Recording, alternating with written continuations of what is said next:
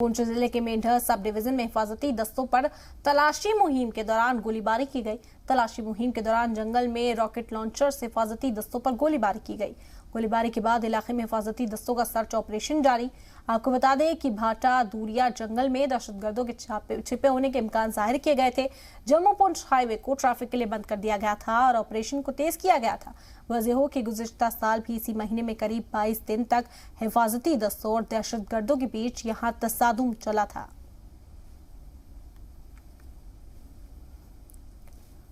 पुंछ जिले के भाटा दूरिया का नाड़ इलाका आज एक बार फिर गोलियों की आवाज से थर्रा उठा। आपको बता दें, कल शाम से ही लगातार सुरक्षा बलों की तरफ से इस इलाके में मूवमेंट देखने के बाद सर्च ऑपरेशन जारी था। आज सुबह जब सर्च ऑपरेशन के दौरान कुछ हलचल देखी तो उसके बाद सुरक्षा बलों की तरफ से वहां पे हैवी गोलाबारी की गई। आपको बता दें, ये वही इलाका है जहां पिछले साल भी 22 दिन इनकाउंटर चला था।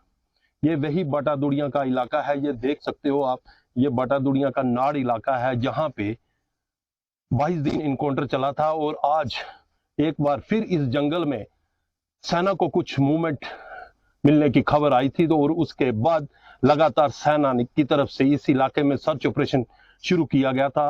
और आज जो सेना की तरफ से यहाँ पे गोलाबारी भी की गई।